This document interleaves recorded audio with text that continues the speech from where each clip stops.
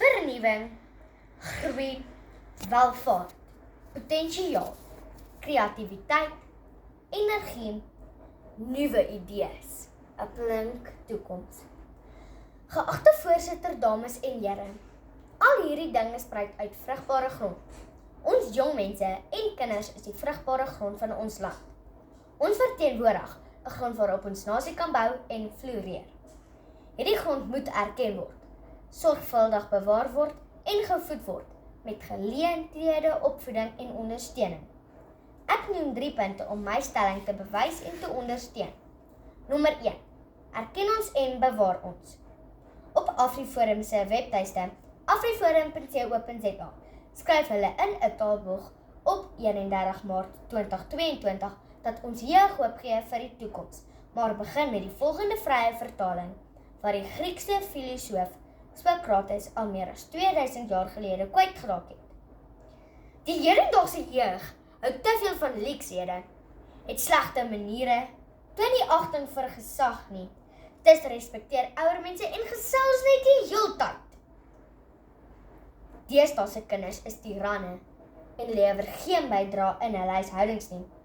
Hulle staan nie meer op wanneer ouer mense die vertrek binnekom nie. Hulle sal sommer hulle ouers weerspreek, in die geselskap van ouer mense inmeng, lekkernye aan tafel voor ander wegrap, heelike houdings invul en hulle onderwysers boelie. Klink dit nie soos kritiek wat u onlangs gehoor of dalk gesê het nie?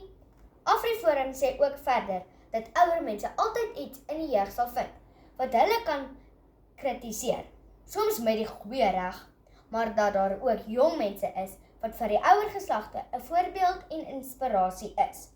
Tweedens, bied aan ons geleenthede om gevoed te word.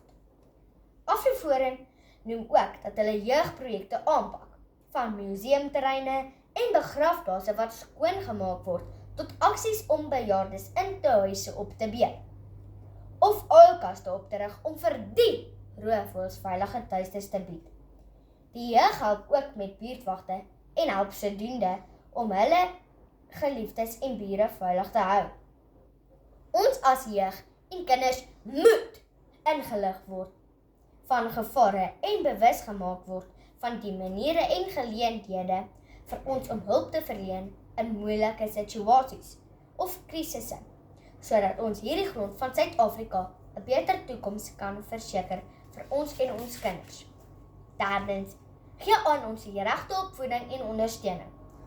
Ons verteenwoordig nie net die toekoms as die vrugbare grond van ons land nie, maar ook die verlede.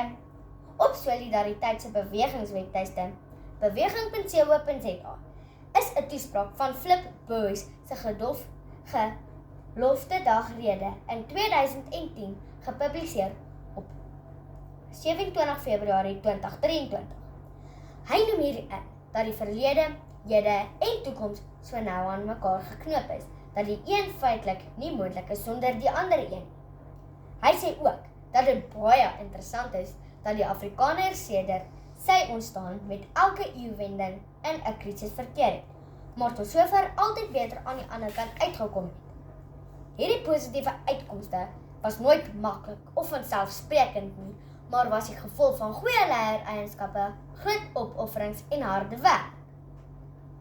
Maar veral te danke aan 'n stel tydlose waardes wat soos 'n goue draad deur ons volksgeskiedenis loop. Dit bring my by president Paul Kruger se onsterflike woorde wat altyd as inspirasie sal dien vir ons vrugbare grond. Hy het gesê: neem uit die verlede alles wat goed en mooi is, vorm daarna jou ideaal en streef dan om dit in die toekoms te verwenslik. Voorsitter, ons is die vrugbare grond van ons land. Sonder elke ouer, familielid, onderwyser of leermeester wat hulle saad op die vrugbare grond saai, die grond koester en bewaar, sal die kosbare grond nie 'n opbrengs van gehalte kan lewer nie. Ons self is ook verantwoordelik vir ons eie opbrengste van die vrugbare grond van ons geliefde land.